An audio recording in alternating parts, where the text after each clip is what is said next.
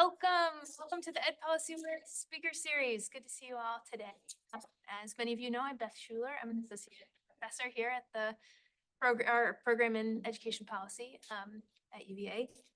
Today I have the pleasure of welcoming Dr. Francis Pearman, who is an assistant professor in the Graduate School of Education at Stanford University. And does some really compelling and interesting research, kind of focused broadly speaking on sort of how poverty and inequality influence, outcomes and life chances for children, and with a specific focus on kind of areas that are undergoing kind of rapid change, especially oftentimes in urban environments. And, as you might expect, his work has been featured in a lot of sort of, highly regarded journals and covered by media outlets.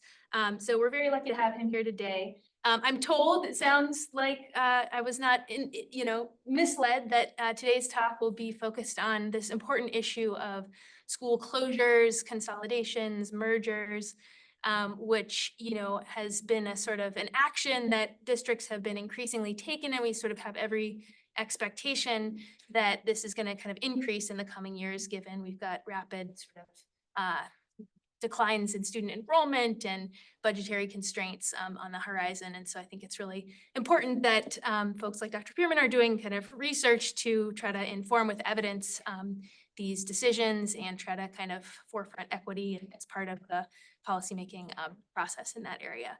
So excited to hear more about that. Dr. Pearman will speak for approximately an hour, leave some time for Q&A. I think he'll tell us a bit about his norms and what he's sort of envisions for interaction throughout the talk.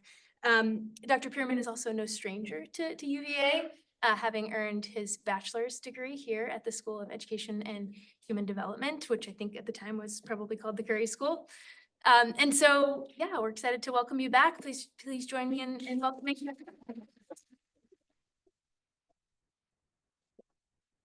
Thank you so much for that introduction. Thank you all for being here. As was just mentioned, this is a return home for me in many respects. I haven't been back to campus in some time, and driving in this morning, I'd forgotten. There's a calm and peace in Charlottesville that you don't get in a lot of cities, and I was certainly feeling it on the way into grounds today. So the title of my talk today is From the Ground Up, Rooting Equity in School Closure Decisions. Please ask questions throughout. We'll leave time at Q&A, but there's going to be points of clarification for sure. Don't hesitate. This talk, I'm giving this talk, this is going to be different than most talks I give. I'm going to be talking about some ongoing partnership research that I've had with San Francisco Unified School District over the last year. This is less about sort of answering a specific research question, and it's more of a sort of reflective talk on what's been learned through that process, key tensions that have emerged, and sort of new areas of inquiry that I think are important for the field to consider. Okay. All right, and I see some familiar faces in the crowd. This is great, guys. Good to see everyone. Okay, in the early hours of a chilly February morning, a group of dedicated teachers gathered outside of an elementary school in Oakland, California. They weren't there to start their work day. They were there to begin a hunger strike. Right? It was sort of a last-ditch effort to save their school. Right? For weeks, these teachers who had really dedicated their lives to educating young children refused to eat, right? Really risking their lives to save a school that they deemed wholly invaluable, right? Wholly important, right? They believed that the closure would really devastate the community itself, devastate families of children, right? And really disrupt the bonds that held together that small community surrounding the school in Oakland. To the district, the school itself held insufficient enough value, right? And we're going to spend a lot of time talking about what this notion is of value. It was deemed to hold insufficient enough value, right? That it was deemed expendable, right? And I think therein lies one of the curiosities that really drew me to the topic of school closures, sort of as an inquiry space, right? At one time, at once, schools sort of are situated at the polar opposite ends of people's sort of imaginary, right? On the one end, we have teachers, many times students, community members who for whom that school means virtually everything, right? I mean, we talk about a hunger strike, that is quite a protest, which signifies a significant degree of value, right? But on the other end, right, something that could be deemed, ultimately expendable, right? So both expendable and completely valuable, I think, is a really interesting space to explore, right? And it really just highlights the profound disconnect in school closure decisions, right, that I want to spend a little time talking about here today. As was mentioned, my name is Francis Pearman. I'm an assistant professor at Stanford University. I study kind of broadly speaking issues of racial and social inequality in schools. I'm kind of like a big data scientist. I love thinking about ways that large scale data can open up new sites of inquiry in the field of education, right?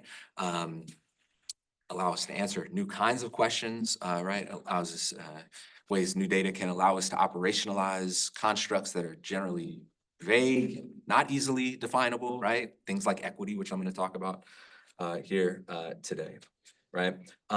Moreover, I've spent a number of years studying issues of school closure, right? Studying impacts on communities, studying impacts on students, right? And in many respects, I've kind of positioned myself as this, or I've been positioned by a lot of folks as sort of this like vocal critic of school closure processes, right? Ask critical questions about disproportionality, ask critical questions about process, right? And I write about it, right?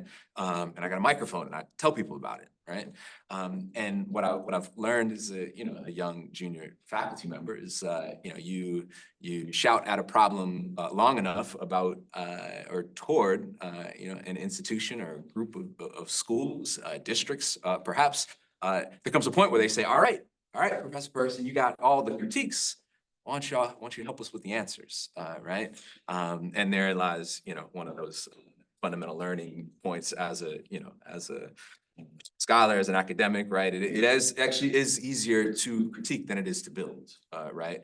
And I've spent the last several years attempting to build sort of systems of support that can help districts navigate, negotiate school closure decisions in ways that I believe are a bit fairer, a bit more equitable, as I'll talk about, right? And so,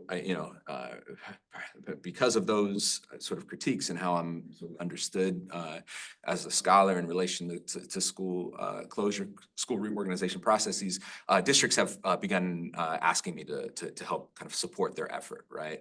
And I'm here today to talk about one of these collaborations, and that is, as I mentioned previously, with San Francisco Unified School District.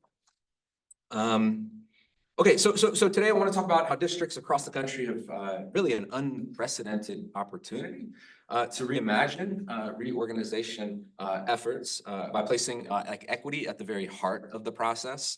Right, this means not just viewing equity as sort of this peripheral concern, right, or like a checkbox, right, in the process, or even like an outcome per se. It's about kind of rooting it at the very heart of the process and integrating it throughout. I argue that doing so, districts can, if not address, like look square in the face past educational inequities that have plagued the district and plagued community and disrupted community trust. Stare that stuff in the face and provide a response, right?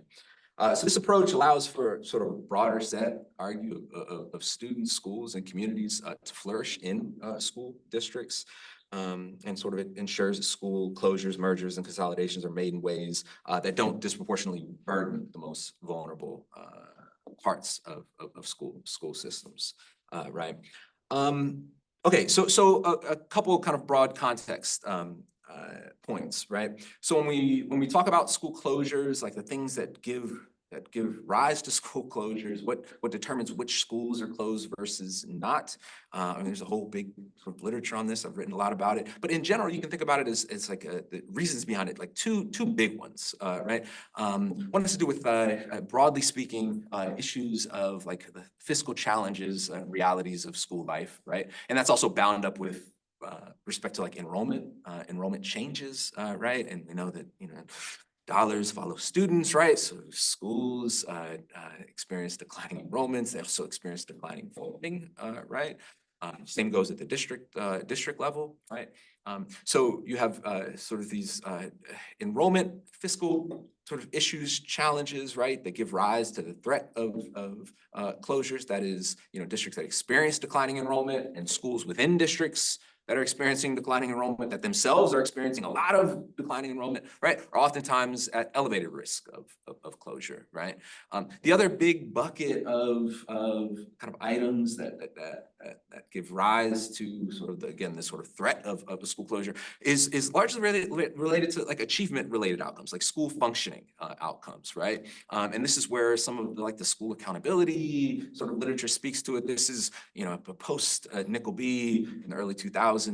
You saw this like rapid growth in school closures, right, as an accountability metric, right? You have schools that are low performing, right? Those low performing schools have to get things in order. Otherwise, they could be closed, right? So the whole notion of kind of closures as like an accountability metric or a way to facilitate improvement really took hold in the early 2000s, and it's still the vestiges of that is still kind of with us today, even though I argue primarily a lot of the decisions are around declining enrollment, right?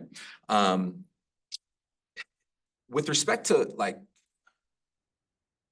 current decision making, right? There's the point that I oftentimes have to like anchor a lot of these discussions around, because for a lot of administrators, a lot of folks who follow these discussions, there's almost this sense of inevitability about school closures. That is, school districts that are experiencing rapid de-enrollment, under-enrollment, the drying up of pandemic relief funds, right? These threats are very real, right? And so there's this assumption that, okay, well, closures are must happen, right? Whereas that could very well be true. What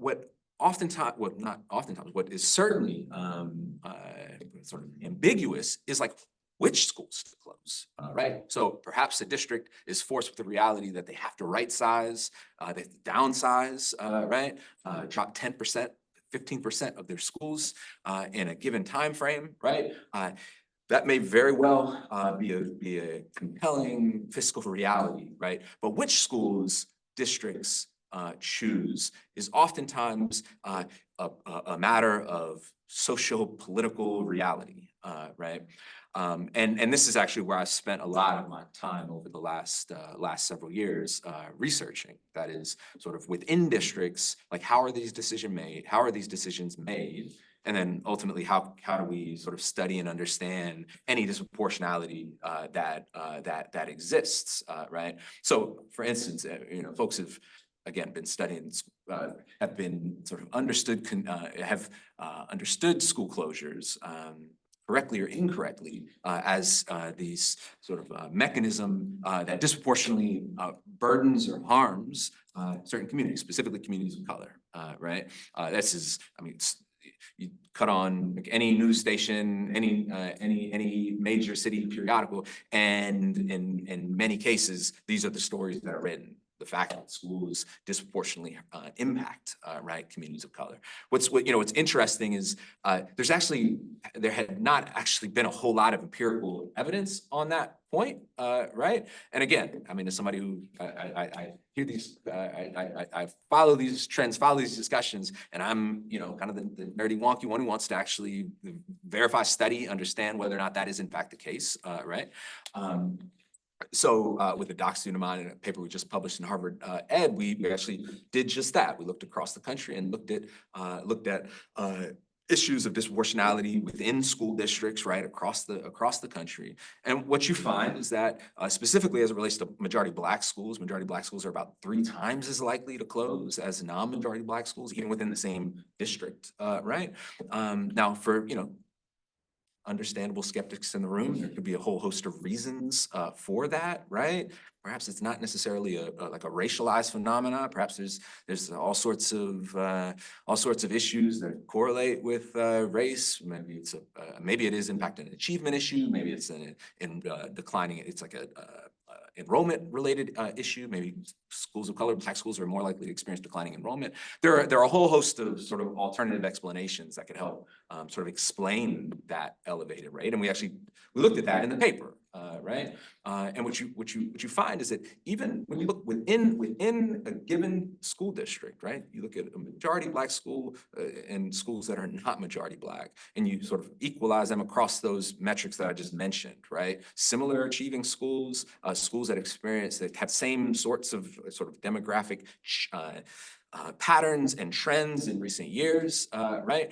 Majority Black schools are still about 20% more likely to close than their peers within the same district, right?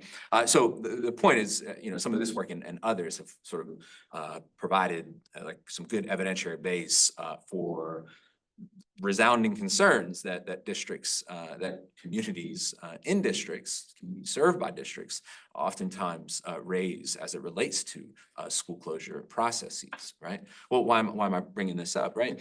Because there's a lot of skepticism about the process by which schools are selected, right? And somebody who works closely with school districts today, I mean, there's a whole lot of incredibly smart, hardworking, thoughtful, diligent folks who've tried to do this the right way, right? Who've attempted to sort of think about, all right, well, we don't want to, we know that this school serves a large number of socioeconomically disadvantaged children. Maybe we need to sort of balance that out by, potentially considering a school that's not that, right? People have had these conversations over the last decade or so, but the pattern persists, right? Pattern persists. Disproportionality persists, right? Skepticism persists. The erosion of community trust has persisted, right?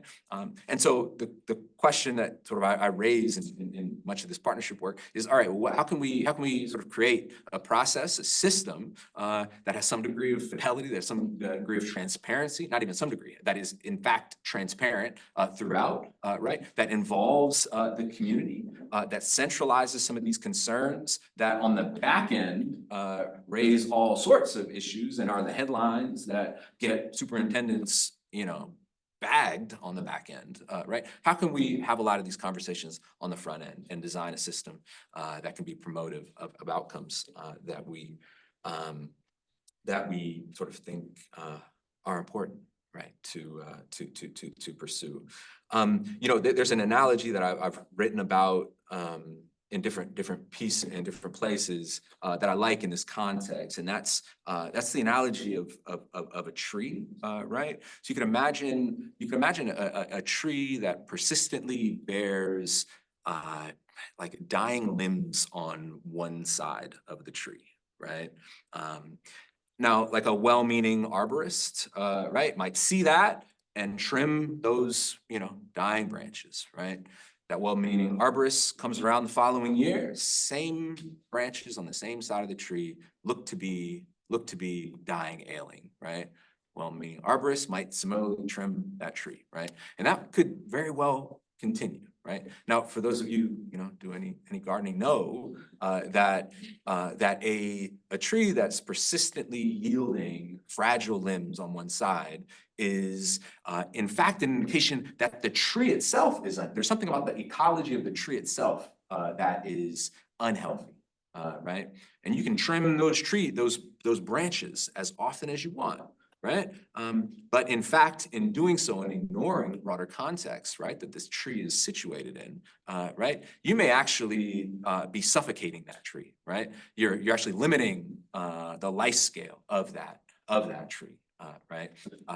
The thoughtful arborist, the thoughtful and well-meaning arborist would ask questions about nearby trees, would ask questions about the sun, how the sun is hitting the tree, right? Would ask questions about the water flow, right, around the tree, right? And these are fundamentally different questions to ask, right? And so again, when we're talking about districts who, for the last several decades, right, have been pruning the same kinds of branches in districts, those branches being predominantly schools that serve students of color, right, low-income students of color, without asking why these schools are persistently vulnerable, right? Those are fundamentally different questions, right? So again, just to reiterate, right, we have schools that are persistently under-enrolled, persistently underperforming, right? These schools disproportionately, schools serving students of color in many districts that we're talking about here today, but districts, community members have oftentimes failed to ask, right, why those schools themselves are persistently under-enrolled and persistently underachieving, right? And so sort of my contribution to this space is, let's start thinking about those reasons, right? And let's start thinking about integrating or operationalizing those reasons, right, in ways that allow us to sort of alter the process itself, right? What kind of proxies do we have for those reasons, right? And if we can approximate those in decent ways, right?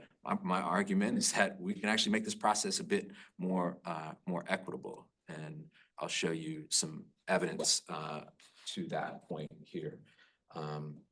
Here in a moment. I want to just define like equity really quick as I'm kind of getting started, right? So centering equity means making really like fairness and justice the foundation of the decisions that we make with regard to school reorganization processes, right? It involves prioritizing needs and voices specifically of historically marginalized and underserved communities, right? Ensures that students have access to the same high quality educational opportunities, right, regardless of their background or circumstances, right? In practice, this means using the reorganization process to acknowledge and to the extent possible, right, redress past wrongs experienced by stakeholders, right? Using data to identify disparities, inequalities, right? Involving community stakeholders in meaningful ways, and making strategic investments in schools that serve the most vulnerable populations, right? Ultimately creating this more like equitable, just educational landscape, expanding the the landscape of educational opportunities in meaningful ways, right? So let me start here.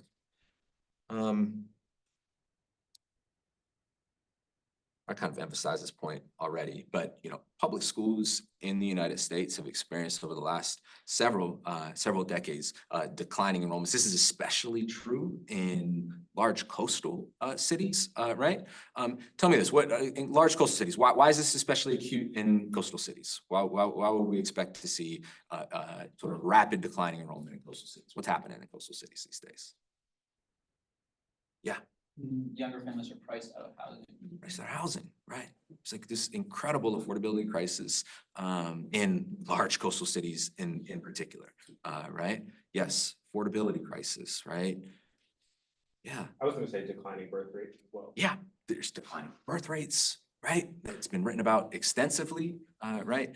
In SFUSD, there's something like 20 years ago, the number of incoming kindergartners was, I want to say, like 30% higher than what it is right now, right? There's just fewer, there are fewer families having children, and fewer families themselves in the city.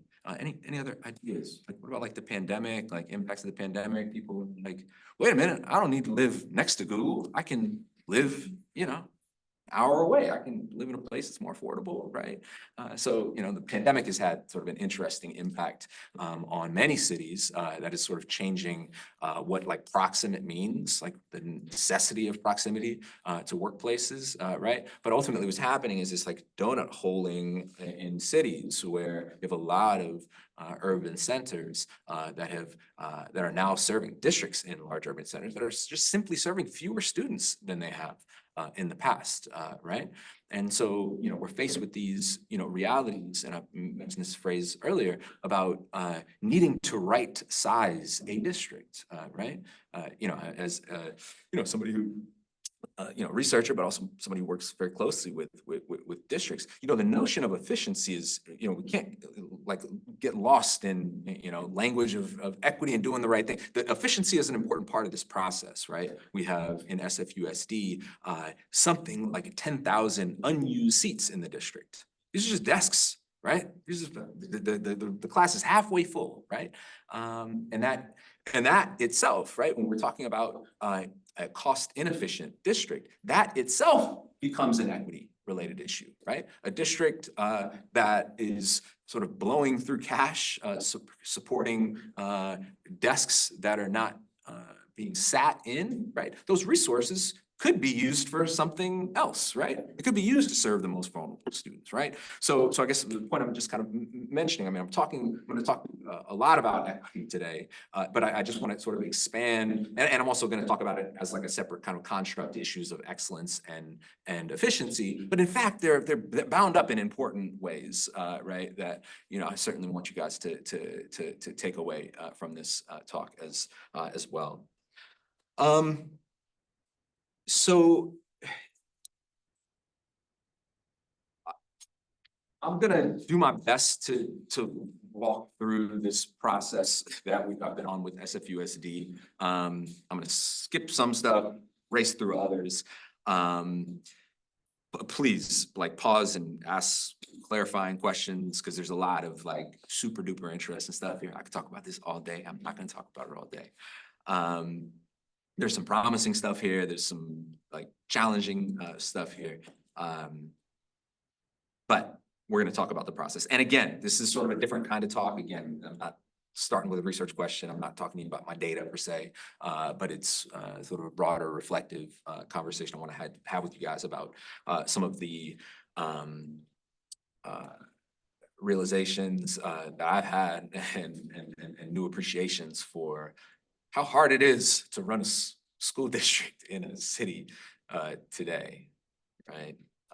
And there's also like this degree of like immediacy to this work. I mean, I'm talking about this process. SFUSD is announcing their list in like 6 hours, and there's going to be a whole lot of reactions for reasons that I'll talk about here momentarily. Okay, so in general, there's been like 6 stages of this work, and I'm going to talk about kind of each of them. Right, one is district's priorities are established. 2, second stage is about this like community survey that I'll talk about. 3 is this composite score calculation. Design principles are established, and there's the scenario generation process that I want to spend a fair amount of time talking about. And then finally, the equity audit on the back end. Real quick, with regard, and I'm not actually going to talk about number 1 here because it's pretty straightforward, right? So in initial conversations with the district, it becomes extremely important for any district that's engaging this process to set these kind of large scale aims, priorities, to establish them on the front end. For SFQSD, there were three sort of key criteria that were going to be used kind of throughout this process, anchor the process. One was in fact equity, right? And that's ultimately why I was like willing to sign on, as a, lead consultant on this process. It's something that the district has been talking about. So equity, excellence, and efficiency were the three that we kind of landed on. I call it the E3 framework, right? Equity along the same lines that I mentioned, right? An aspect of the process that will be sort of reflective of a commitment to acknowledging past wrongs, rectifying them, right? Supporting those in the most need in ways that is perhaps more expansive and more durable than those without the same kinds of needs, right? That's kind of how the district's talking about equity, right? Excellence, this is like schools doing what you hope it to do as a learning environment. Now, again, we're actually going to talk a fair amount about how we operationalize excellence, because as you all know, there's simple, crude ways to think about excellence. There's more expansive ways to talk about excellence. And I think we did that, right? And then the last one is this notion of efficiency, right? So those became the three kind of pillars that we anchored this entire work around: E3, excellence, efficiency, and equity. Right. So as I noted previously, one of the key critiques that have been raised, that I've raised many times, is sort of the lack of community involvement in the process, right? Now, there's a number of reasons for that. Maybe the simplest reason is that in many cases, school closure processes, decisions are like extremely rushed, right? Decisions are made at sort of the 11th hour.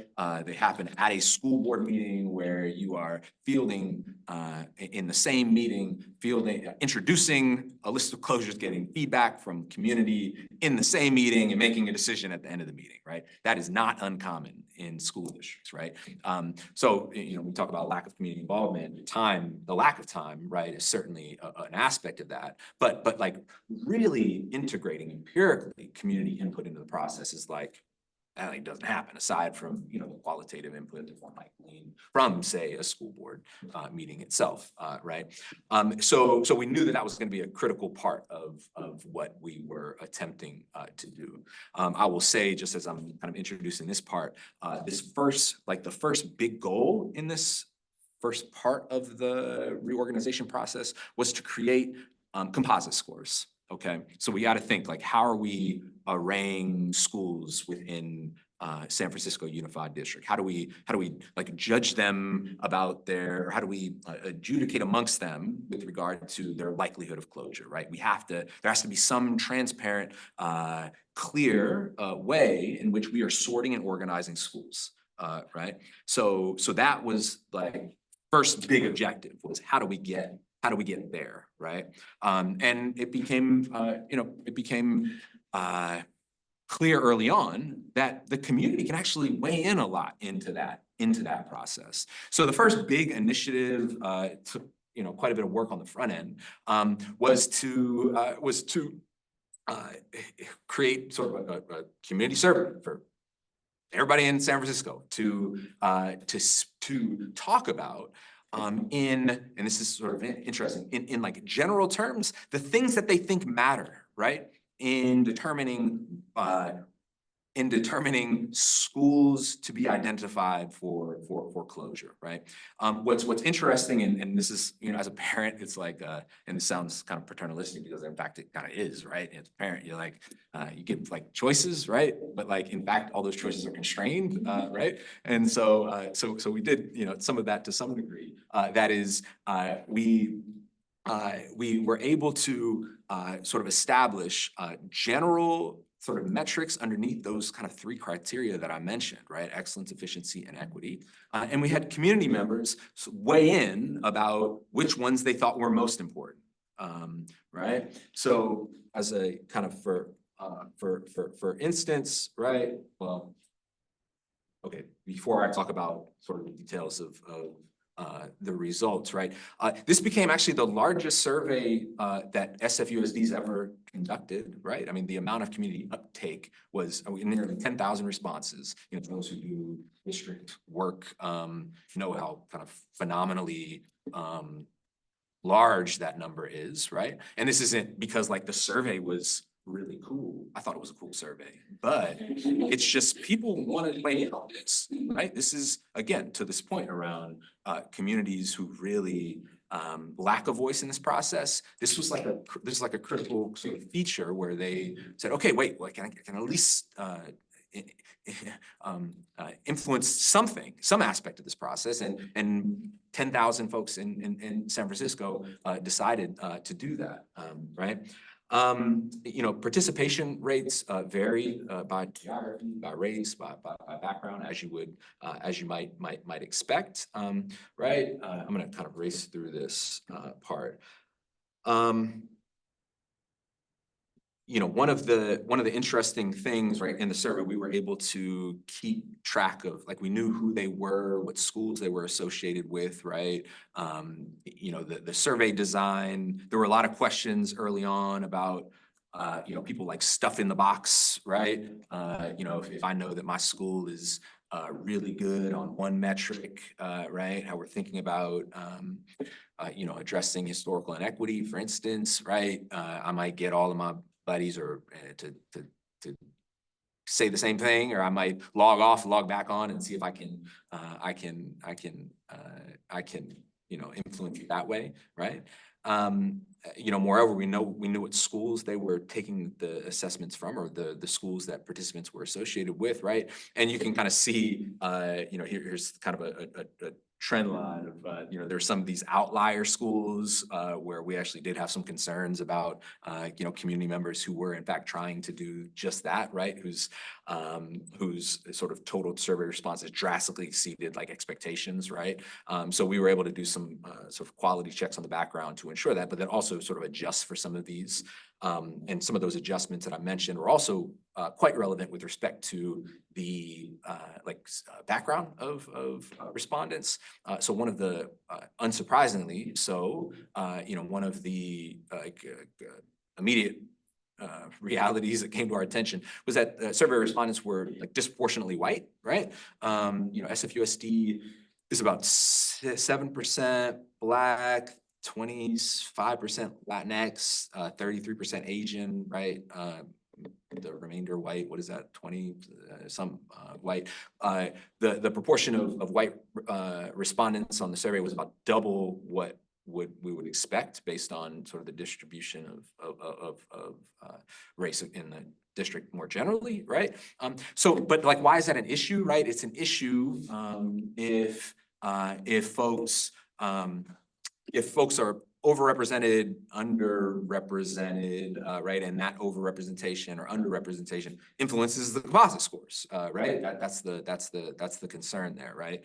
So we could actually, we were able to statistically adjust for some of that, and we did statistically adjust for that, but we were also able to show that, in fact, and this was for me one of the more interesting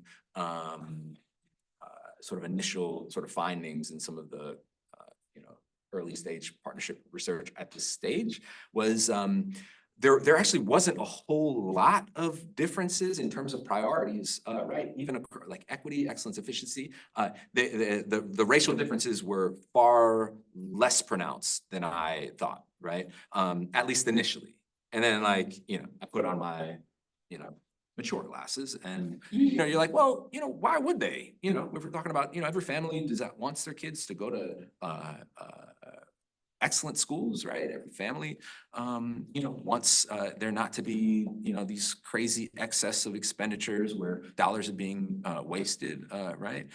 So from like a you know, I'm hesitant using the word values in any context, but like there is some degree of like continuity of values around what stakeholders in SFUSD thought about in relation to their schools, right? Now back to like the how we the questions we asked on the survey. So how we sort of engaged community input on the survey. We essentially gave community surveys 12 coins and said within each category, place these coins along the metrics that you guys in accordance to how valuable you think each of these metrics is, right? So for excellence, you have 12 coins. For efficiency, you have 12 coins. For excellence, you have 12 coins. And so the three terms that I mentioned, like the constrained choice thing, right? The constrained choice that we had was around historical inequities, school access and program access. That's how we were going to operationalize equity in this for this composite score. Historical inequities, we operationalized that, and like conceptually, what we're talking about here is, all right, a school that has experienced, a school that has experienced more structural disinvestment or a lack of structural investment over time, right, shouldn't be penalized at this part in the school closure, like in the process, right? It's not like we should recognize that and like adjust for that. Right? How we operationalized it was using some of Raj Chetty's work on upward mobility, right? And essentially looked at the average upward mobility score of for students in the school, their neighborhood, right? So schools that serve students from communities who have historically experienced the least upward mobility, right, are, in theory, students, schools serving students who have the least amount of educational opportunity. That's another way to kind of think about it and how we, talk about it and defend it, right?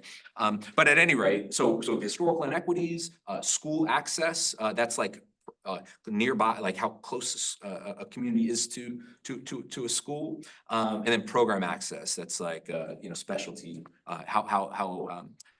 like the concentration of specialized programming in schools, right? So for special education students, for foster youth, there's different kind of programming for targeted underserved populations, right? And that's another way that we're trying to adjust for this notion of this matter of equity, right? So essentially we got these terms and the community weighs in on this, right? And what we saw across San Francisco, they actually really valued this notion of school access, actually about twice as much as they valued historical inequities. Program access was somewhere in between.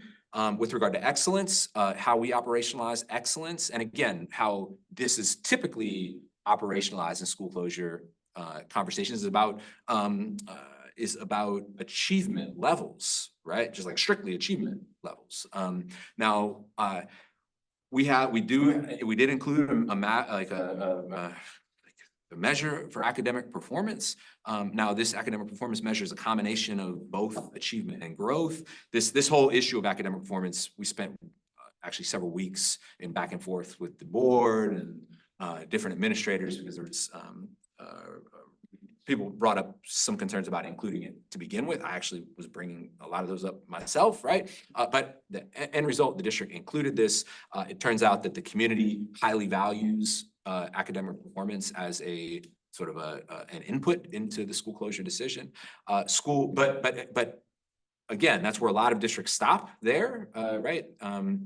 And they stop even before the growth. They stop at the levels. But we're defining excellence more broadly. We're defining it not only in terms of academic performance, but also school culture and climate. So SFUSD has these really rich surveys done with students and families and teachers every year, right?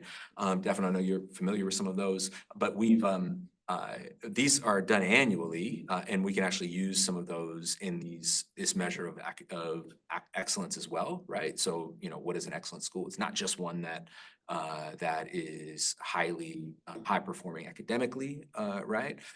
It's also one that there's a really strong culture and climate, and then also one that provides rich socio-emotional development for students. So that's from another survey, right? So this is how we're talking about excellence. We've kind of broadened out how we're talking about excellence, how we're measuring excellence in SFUSD. Effective use of resources, the constrained choice that we gave the community was building use. That is like underutilization rates of school itself. Family choice and demand, I should have mentioned at the beginning, one of the complications in this process in SFUSD is it's a choice district, right? And so, but you know, that's kind of a challenge from like, thinking about like proximity and some of these other measures that we're trying to operationalize. But here, with the family choice and demand, it also gives us a good indicator of like desirability of a school, right? So, we did include that. Student enrollment, teacher turnover, these are like other ways that we're getting at. And what you see is that the community really wanted to value family choice and demand, student enrollment, second, followed by teacher turnover and building use, which were similar. I already kind of mentioned kind of the racial differences in each of these outputs, right? I guess the key point is that there are some differences, and this is, you can kind of see how each racial group arrayed their coins, right? On the survey. Like the one kind of notable distinction is Black and Latinx folks were far more likely to rate more highly historical inequities, right? But aside from that, there's pretty similar scores across the board. And the thing that we spent a lot of time with the board and the community talking about is what if you wait for those racial differences, whether or not you wait for those racial differences, the order of each of the metrics remains roughly the same, right? Like the top ones are generally the top ones, the bottom ones are generally the bottom ones, right? So for the purpose of like actually like moving forward with the composite score, we use unweighted. We made an argument for we actually don't need to weight them. I thought we would need to. I thought that there were going to be more stark differences, as I referenced earlier. Yes. Two. I don't see anything about like, the physical quality of the building. Oh, yeah, here. yeah. Am I missing something? Was no, that an intentional? No, you are missing something. So building, I think okay, so building use, that's a misnomer. So what I said was building use is actually student enrollment. Building use is from the FCI index, which is the Facilities Condition Index, which is, it's a little outdated. It's like 6 years outdated. But in fact, it's a measure that like architects use to assess the quality of each school. That's actually what we use for. So building use, and this is an older slide, forgive me. Building use is actually Facilities Condition Index. And what I mentioned about capacity or under enrollment is student enrollment. Yeah, so thank you. That was a misrepresented on the slide. So yes, that became, I actually have more to say on this point because building condition became a big issue about the welcoming school differences, which I'll talk about here. Yeah, I was just wondering if you could give us a little bit of a clarification of the survey respondents' experience with these. You're talking about kind of how these are operationalized and conceived. Are they seeing all of that too, or are they kind of making sense of these in their own way? Yeah, so a couple things, and I thought about whether I should just like take you through the survey. We've so the survey itself was primarily a virtual survey. Now, one of the big changes, the shifts that happened during the process is we realized we actually have to do a lot of paper surveys for some communities in SFUSD that didn't have access to the internet. The survey itself outlines each of these constructs in like a fair amount of detail. Like there was so much of this back and forth. Is this too much? Is this too little? You're talking like an academic. We don't need to talk like academic. Like there's a whole lot of that back and forth. But the idea was to introduce enough context for folks to make sense and kind of situate each of these constructs in relation to each other and in relation to their own lives and priority set. And so the surveys themselves were like a broad overview of here's how we're thinking about here's how we're thinking about our priorities as it relates to the organization process. We need your input about how we weight these, right? And so yeah, the hope was to be as informative as we could without too much detail, I guess. And I should mention that the vast majority of people who started the survey finished the survey, which is another sort of indication that it's like not a terrible survey, right? Okay, so like how is this coin distribution used to calculate the weights? I'll kind of rush through this really quick, right? But really what happens is, for each of the the categories, right? We're just weighting the score of each of the metrics, right? So for equity, as I mentioned, school access had 5 coins. The community said it should be weighted 5 out of 12, right? Program access received 4.4 coins. Historical inequalities received 2.6 coins. And for equity, that's how we calculate equity score. So every school has a historical inequality measure, a school program access, and a school access. And we're just weighting those, right? And we do this for each of the metrics, right? And this is just sort of an example just to talk, a bit more in detail. But the final, the final score, right? The final score for, example school A, it's just a linear composite of equity, excellence, and efficiency. So the composite scores, each school received one, as I just mentioned.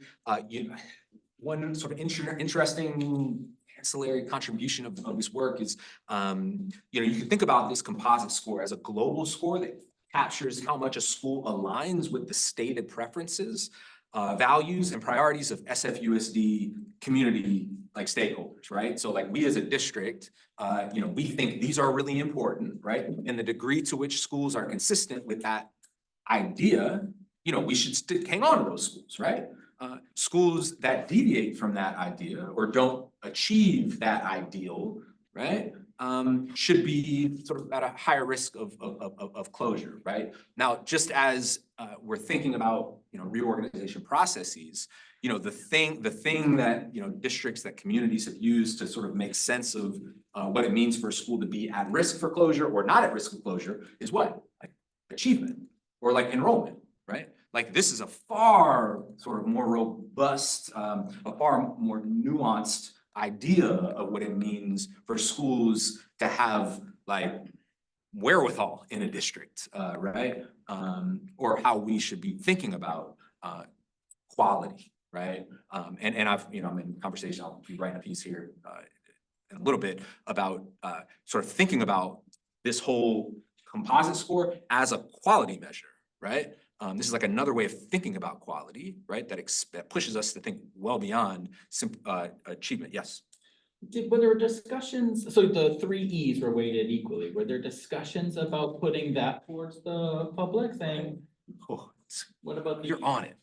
So, okay, so the initial version of the survey, I wanted the community to weigh in on the relative value placed on the criteria, right? So far, I just assumed, the equal weight across all of the categories, right? And different weights within each category. That's what I wanted. I wanted to open up that question to the community. The superintendent did not like that. And his rationale, which I didn't entirely disagree with, was that, well, if we do that, then the community is actually going to de-emphasize equity. Given all things equal, the community is not going to really prioritize that too much. And I was like, well, yeah. So What's his evidence for that? Well, superintendents don't need evidence. Just imagine being in that conversation. Yep. So what's interesting, here's what happened, right? And this, I lost a lot of sleep over this. So what happened was that on the initial survey, the community understood all of these to be weighted equally, okay? In subsequent school board meetings, the school board was like, look, this actually, equity needs to be weighted more heavily than the others, right? It shouldn't be the same, right? And so the district is, or the board's like, all right, Professor Pearman, it should be something like 80%, and the other 2 are 10%. And I was like, oh geez, that's an equity minus scholar. That's you're asking for a lot. That's we need some rationale for how do you justify that? And where we landed, and I actually feel very comfortable about where we landed on this front.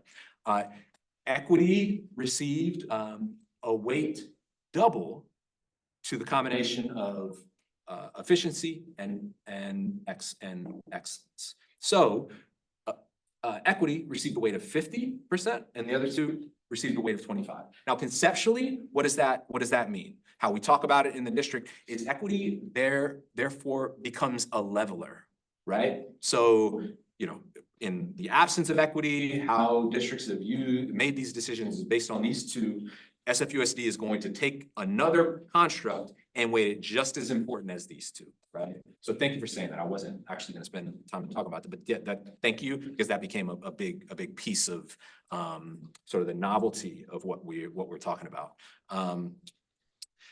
Real quick before I talk about some of the interesting results, like so at the end, what we wind up with is this sort of a list of schools, right? And this is actually a cool graphic that we were able to put together. It's interactive. The community can kind of use it and rank. You can click on school access and sort schools on that measure. The size of the bubble is the contribution of that measure to a school's composite score, right? Now that's going to be a combination of both the relative weight of that metric as well as the school score of that metric. Right? So we know that Galileo High School, I don't know if you're familiar in SFUSD, had actually the top composite score in the district, right? It scored really high on school access and let's see, like family choice and demand was also a big kind of contributor to this school score, right? But we have scores obviously for all 102 eligible schools in SFUSD. We rank them from top to bottom, right? And again, this score, right? This is how we are at the front end, thinking about a school's likelihood of being identified for closure. Now, there's a whole other set of questions about, all right, well, what do you do with this composite score? Like, how do you actually put this thing to use? Which I have a whole lot to say about, but yes. What was the correlation between those three indexes? That's a good question. Not totally high. I could, if you hold on after, I can actually pull it up for you. I don't know off the top of my head. What do you suspect? I don't know. I didn't have a strong prior. Yeah. That's why I asked. I just started. Yeah. Yeah. You know, equity, you know, was almost designed to be less uncorrelated, right? And in fact, well, let me jump to it now. Like this will give you some indication of an answer to that question, which is like how effective were composite scores at leveling traditional markers of disadvantage, right? So like this whole, like those composite scores that I just mentioned, you know, like every school tries to come up with some way of doing that. Maybe it's just simply performance, maybe it's a combination of performance and enrollment trends, right? Everybody does that, right? And comes up with a ranking of some sort, right? And then operationalizes that ranking in some decision process, right? The question that is sort of key to this effort, right, is all right, how effective were we at inducing some ideas of equity into that process, right? Or in other words, like how equitable were these composite scores? That's another way to ask that question. There are several ways to think about how the prioritization of equity affects where school falls in the composite score distribution. So just for like conversation purposes, I want to show you what results look like when we include that equity, those equity measures versus not include those equity measures, right? So when you don't include those equity measures, that's like business as usual. That's like maybe a little better than business as usual, because how we're talking about excellence is a little more expansive than most districts talk about it. But I can show you, all right, if we were to include the equity measure, or if we did not include the equity measures, what did this list of schools look like versus including them, right? And you can talk about it, and we can talk about what I'm referring to in terms of the scaled scores, the ranked scores, like which schools fall in the top 10 percentile, the bottom decile, right? Just descriptively. You know, scaled scores range from 0 to 100, with higher scores indicating decreased likelihood of closures. So the first thing, scaled scores that exclude equity criteria are strongly associated with race and socioeconomic status. Okay, you don't include the equity measures, and you wind up with like everything that I had spent 20 minutes at the front end of the class talking about. That is, race strongly predicts where a school falls in that list. Socioeconomic status strongly predicts where a school falls in that list. This is just a scaled score. This is like the impact on the scaled score. This is like a 10 percentage point increase in the percent of Black students decreases the scaled score, the likelihood of closure. And actually there's always this like reverse thing that happens. The higher the score, the less likely you are to close, right? So a 10 percentage point increase in the share of Black students decreases the likelihood of not being closed by 5 percentage points, right? Same with respect, and these are all statistically significant, like very strong. Latinx, same thing. Free and reduced price lunch, same thing, right? So highly predictive, right? All right, what happens when you include those equity measures? Well, and I'm sorry, I couldn't get the error bars, but these are error bars blow up, right? No longer statistically significant. Okay, what does that mean? Like in practice, what that means is that we have a composite score.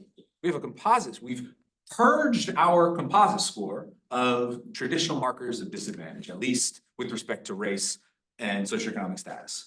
And let me just like pause for a minute. That's a big deal. That's a huge deal. You think about coming up with a proxy for school quality that's uncorrelated with race, uncorrelated with socioeconomic status, that will then be used in decision-making processes about the allocation, reallocation of resources, which schools are closed. And you're like, that's huge. It's a big deal. It's a big deal. Yeah, so race and socioeconomic status do not predict scaled scores, composite scores, once equity criteria are included. You know, the same pattern holds when looking at like composite score thresholds. So like the top 10% schools, the bottom decile schools without equity, like the race like increases the likelihood that a school falls in the bottom percentile by a bunch. You include the equity measures, it's no longer predictable. Okay? So huge win from like a purely from an equity lens. You know, same thing holds when you're looking at rankings instead of scaled scores. You know, another way to kind of just visualize this, right? So these are schools composite scores from bottom to top, right? So higher scores at the top. Each dot is a school. Names are beside the bars, right? The red are in this figure schools in the top 10 percentile of poverty rates, right? And so what do we see here? This is the absence of equity. I didn't realize that setup thing is on there. I'm trying to figure out, I can't do it. But what you see here, right, in the absence of equity, where are the high poverty schools? They're all closer to the bottom, right? This is kind of a density plot, you can kind of see that, right? But when you include equity, right, as a measure, this is what happens. Kind of cool, right? Right? So, you know, if you include equity, you're essentially improving the prospects of surviving for schools that are high poverty, right? And the same kind of figure holds when looking at Black student, like top 10% Black students, top 10% Latinx students, right? So it's this distribution, right, that's the concerning, right? And this distribution, right? The clumping of students of schools by factors that we know are traditional markers of disadvantage at the bottom end of any scale. You're like, there's something going on here, right? That we could try to rectify. My point is, by measuring equity the way that we did, we functionally this has become these metrics of traditional disadvantage, markers of disadvantage, have become orthogonal to the composite scores. Yes. Have you done any like decomposition to try to understand which of those sub metrics under equity were sort of most important in getting that shift? Oh, no. That would be interesting. Yeah. Just sort of figure out Yeah. what that specific metric is. Yeah, that's cool. We've not done that. Especially for like informing how other districts might operate, you know, That's a good. because it seems like the definitions of equity are really important. That's right. So figuring out which of those components perhaps are, maybe all of them are equally important, but maybe there's one or two That's right. that are really important. For me. That's Interesting. That's a great idea. Yes. And stop me if this is gonna be something you're gonna answer later on, but is it possible to do a survey like this in like a less diverse school district? Like, do we think that we would get the same results if it was, instead of like, it was like 40% white, if it was like a 60-70% white school district? Like, would they value equity the same? Yeah, that's a great question. So this process, and again, it's like coming to a head in a couple hours. The hope here is that we've created a framework and approach to district reorganization that is itself transferable. There's nothing inherent about SFUSD that makes any one decision that we made particularly salient, I'd say.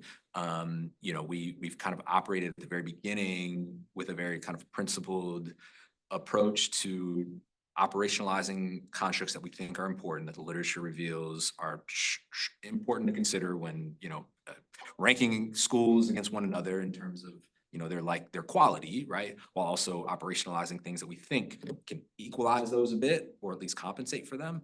To answer your question, I hope, in the next 2 or 3 years, I'll be working with several other districts that are involved in this process that are not as diverse. I'll probably have like a fearful answer to you when I come back in 3 years. But I suspect that there's probably going to be a lot of similarities. I mentioned the racial exploration of difference that we've done so far has revealed some subtle differences, like around priorities around historical inequalities, right? How important that should be. But by and large, composite scores remain the same, right? Across regardless of whether or not you use weighted estimates. So, I think, my thought at this point, and I save the right to change my mind, as I, get more experience in this area. But my suspicion is that, the things that drive community concern, the things that sort of animate communities around quality and what it means to have a good school, those are pretty darn consistent. They really are. And I was surprised by the degree to which that was the case in this process so far. So just some ideas. Yeah. I have one thought and then one question. The thought is, given that the superintendent was more hesitant to allow community weighting of the criteria. Yep. I wonder if it's worthwhile to do a sensitivity analysis of how much you would have to downweight equity before you see if you That's interesting. you weighted equity less, because right now it's equally weighted. That's right. Yeah. So basically I could imagine this figure where you could toggle or not toggle, but or where you go to the strength of equity and see how far up these schools go, the stronger equity becomes in the equation. Some people want it 80%, and maybe that's That's right. not really necessary. And Yeah, no, that's a good point. That's a good point. Conceptually, I like the 50 percentile thing. Once that came up, I was like, that's exactly what it needs to be. Because conceptually, it's a leveler. It's okay, we've done this for so long. What's another way to think about compensation, right? One way to think about, think about it is, all right, well, we're just going to weight it the exact same as everything else, right? Sorry. Yeah. The question. One of the other places, I think in the table where you saw that Black respondents put more emphasis on, I think, the building use, which is the quality of the school. So I'm curious if you looked at the quality of the school that parent is associated with, are they responding to? Oh, that's interesting. If a school has lower quality, do they value it more? Yeah, a lower physical clock. Yeah, I'm sorry, that's what I meant to say. Yeah, a lower building condition, facilities condition index, do they value more? Yeah, that's interesting. We could totally look at that. And what I'm hearing in your question is, there are reasons for people's prioritizations, right? If I'm a kid and if I'm a parent and my kid goes to school that I think isn't serving her academically, maybe I'm valuing academics more than that. As a result, I'm this should actually matter a whole lot, right? I think kind of building off of these points, but I'm interested in just how much these results change based on the initial weighting schemes, based on kind of community buy-in. Is it actually buying something above and beyond just equally weighting all the subcomponents? Equity and excellence score? Oh, that's interesting. Yeah, so just forget community input and we just say, what would you get? That's a great question. That's a great question. And I'm gonna add that to the equity. Get to Brennan's decomposition. Say that again? It could get to the decomposition kind of point. Yeah. Weighting really matters. Yeah. And you know, one thing is really driving That's a good point. away with those weights until you find the most. That's a really good point. That's a really good point, because again, one of the implicit arguments that I've been making is that community input matters, right? And like, part of your point is like, maybe it doesn't matter.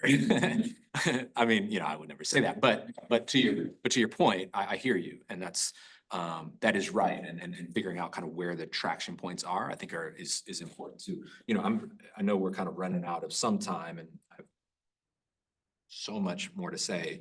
We're not going to get to it all.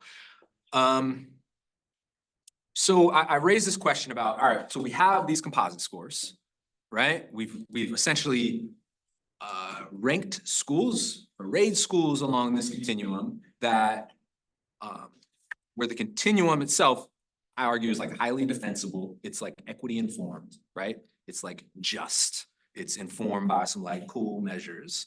And frankly, I believe in it. I believe in the composite score that we've been able to achieve as a way of sorting students in a way that doesn't recapitulate or reinstantiate past inequalities, right? And in fact, like reverse them in some degree, right? As we saw all those schools move up, right? The question is, well, what the heck do you do with these composite scores, right? Like, all right, do you just like take the bottom 10, right? Like, or the bottom 20 schools? Do you, you know, somehow like move them into regions in SFUSD and like think about lowest scores in regions, right? There are immense ways to think about putting the composite scores to use. And the last 2 months of my life have been spent like in this part of the process, which is, all right, now we've got these composite scores, what do we do? I'm gonna kind of share with you a little bit about like the ideal, in my mind, the ideal scenario, how they, you know, could in theory be used, that I argue is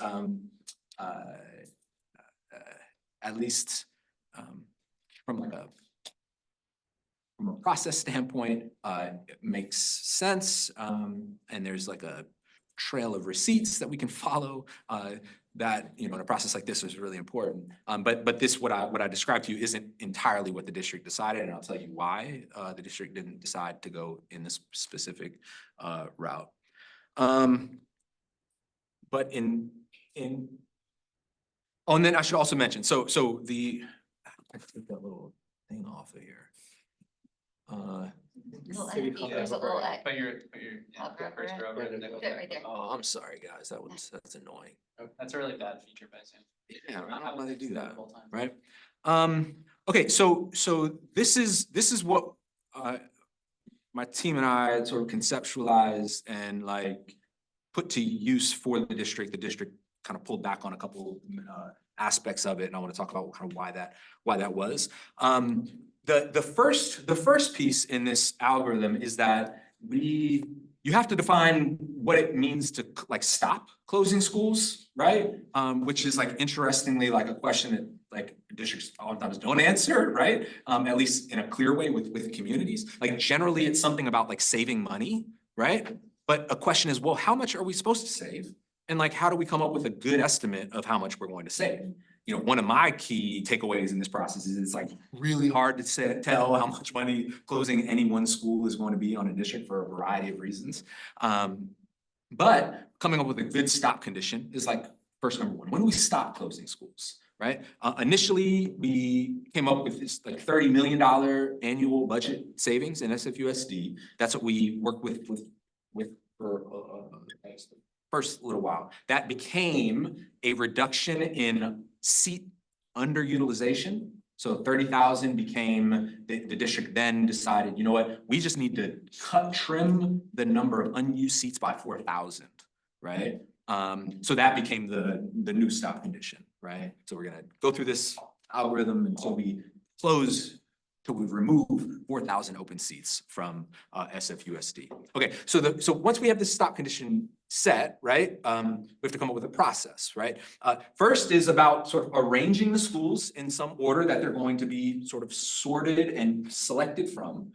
We spent 4 months coming up with a composite score that would arrange schools, right? So that's step, that's basically step one. Number two is, and this is where the most of the discussion has happened. This is, believe it or not, we've been dealing with the eligibility piece nonstop. But this is about the basically the guiding principles, like the selection criteria that are used in determining whether the next school on the list should be closed or not, right? And you can think about how like that can be super complicated, that can be pretty simple, right? The simplest version is the one where there aren't any design principles aside from the composite score. So you go from the lowest composite score school, right? And you just move to the next composite score school, okay? Close that one, move to the next composite score school, close that one, and move up, right? But as anybody who's done work in, districts know, there's a lot of other kinds of considerations. And you need to work in districts to kind of know this. There's other kinds of considerations that should be integrated into this process. For instance, right? And I got more to say on this point, but when you close a school, how many welcoming schools should the closed school students be sent to? Right? Should it be like they should all go to one school, right? Is it okay to send them to 2 schools, right? Now there's a limiting step here, which is there's only a certain number of open seats at other schools, right? So like how many welcoming schools should we constrain it to, right? So if you close this school that has a low composite score, but in order to close it, you need to send them to 8 schools, is that okay? Is it not okay, right? If you close a school and the nearest school is 20 minutes away, is that okay? Right? Is that not okay? Right? Is 10 minutes okay? Is 20 minutes okay? Right? These are design principles, right? That we need to be crystal clear about and identify and hold sort of true on the front end. And those become the criteria that we select, that we allow sort of the algorithm to check, all right, does this school meet these criteria? Does this school meet? If not, then you move on. If it does, this school's closed. Some of those characteristics, those conditions of the welcoming schools that you need to put value on. Some of those are you could see there's a short-term, long-term thing. The splitting up of a school is a short-term thing. The kids who are split up will be affected. Then, several years down the road, the students won't have been together in the closed school. And did you, when you guys were coming up with these thoughts, how did you weight the short versus long? Yeah, no, that's a great point. And I want to add on to your critique, right? So another concern that came up early on that became one of the test principles that we shared with the district is the quality contrast, right? So if you close a school, is it okay to send a student to a school that's within 10 minutes, that is, that also has a quality or an excellence score that is not as good as the initial school? Is that okay, right? If all the students, if we can hold true to like a continuity principle, where like we close this school and all students could go to this school, but this school is not a great school. It's not as good as this school, right? On some measurable, is that okay, right? So I argue. There's no Pareto improving. Not everyone's gonna be better off by closing schools. I mean, there has to be some. And of course, once you rearrange the students and it's a different social organization. Exactly. There's impacts on receiving students, right, that we need to be mindful of 100%. But the point is, we have to make a decision and think about what priorities are going to be driving, or what principles are going to be driving that decision. So, for instance, the principles that I argued were going to be important for the district to consider, right? Was this proximity notion within a given 15 minutes is what we settled on. Within 15 minutes, a school that has equal to or better excellence and facilities condition, right? So, you're closing a school, you can promise your community, look, we're closing your school, but the welcoming school that you're gonna be sent to, we guarantee you has higher excellence scores and is a higher quality facility, right? That to me, from a narrative standpoint, was like an obvious no-brainer. That's also one that the district superintendent shot down. Of all those principles that I mentioned, right? Proximity, the quality of the learning environment, quality of the facility itself, and the continuity one, like how many schools to send them to. Which one do you think the district prioritized? Which one do you think was the only one that the district was like, we have to do that one? Continuity. It's continuity, yeah. And there's some interesting trade-offs here. And let me actually jump to a slide to kind of illustrate this point. So we spent a lot of time back and forth with the district on this continuity thing. One thing that we discovered, like me and my team at data scientists, was that there is this inherent trade-off between continuity and the quality of the learning environment that you were sending the kids to, right? So you limit the continuity to 2 schools. That's what the district wanted. So what we're looking at here is when you're changing the design principle of the number of welcoming schools from 3 schools to 5 schools, right? So it's not even that, or less than 3 and less than 5. I think that's what it is. Yeah. And so this is what the district wanted, right? And kept saying, look, we can't have any more than 3 schools. And we're but right, we get that. We get the idea of continuity, but that comes with a trade-off, right? And what you can see here is that the average composite rank, so this is average composite rank, this is average group disproportionality, which I have more to say in a moment, money saved, and the percentage of remaining seats filled. What you see is that when you expand the number of welcoming schools, just to be clear, we're not saying continuity doesn't matter. We're just saying if you just reduce the threshold of continuity just a little bit by 2 schools, the average composite rank of the school itself, the average composite rank of the school site of closure gets lower, which, to be clear, that's a good thing, right? That means that we're targeting the lowest composite score schools. That's what we want, right?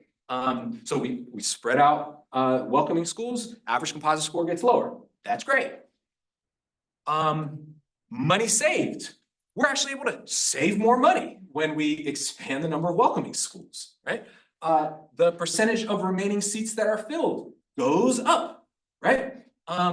The average group disproportionality, right? So the other piece that we're not gonna have time to talk about the equity audit here, but one of the key issues in this whole process is understanding disproportionate impacts, right? On underserved populations, right? And one of the interesting shifts that happened as we were building sort of the selection algorithm for the district is that we were initially thinking about disproportionality as this outcome thing that we would assess after we were done. And what we learned is that we could actually integrate sort of considerations of proportionality when selecting the school. So one of the design principles, when we're talking about, all right, here's the lowest composite score school, the lowest composite score school, does it, can you close it and send schools within 15 minutes? Can you send it to schools that are just better than from an excellence standpoint, from a facilities condition index standpoint,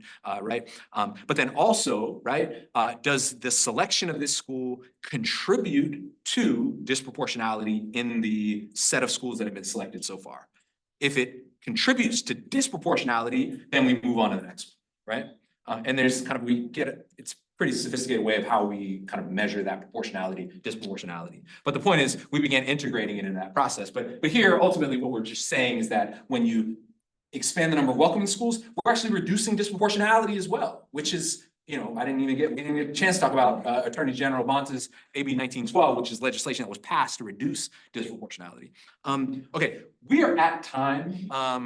have like a lot more to say, but I'm gonna pause, and I'm happy to continue talking with any of you all offline. I'll be here for a little while longer. But I think the big idea here, right, that I want to just like emphasize as I'm signing off, right, is that there's some cool stuff happening in SFUSD right now that is it's an interesting test case where we have utilized sort of some new ways of thinking about data, integrating data that allows us to operationalize constructs that previously like aren't part of decision trees in districts, right? Namely matters of equity.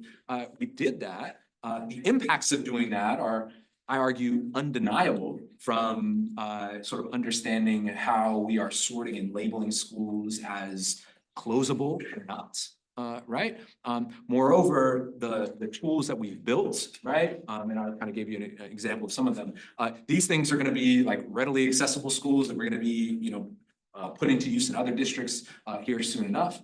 And then the last thing, as part of being somebody who's really interested in data, issues of like transparency were like integral throughout this process, and how we were able to walk out this process was with a degree of transparency that very few school closure processes and decisions have been able to like work with, right? We can be clear with design principles, right? The reason we skipped this school was because it didn't meet design principle 3, right? It wasn't that we skipped this school because the PTOs got this connection to the superintendent and this happened, which is like, it happens, right?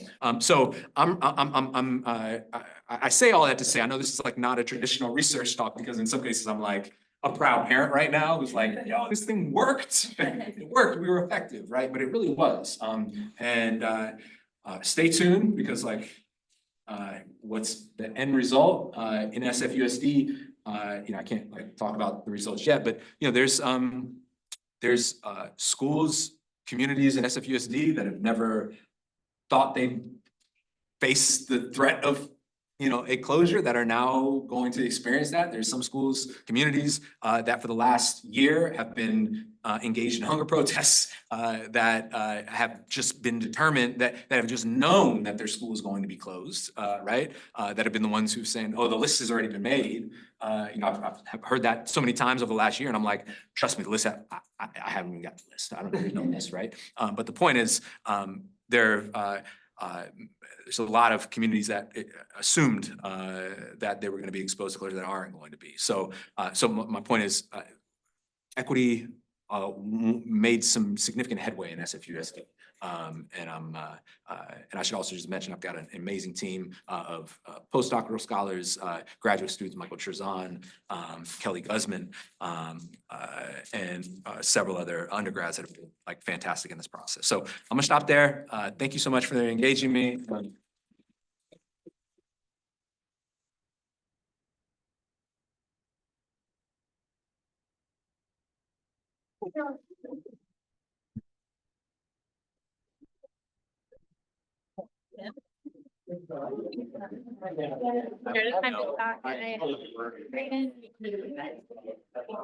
I'm always.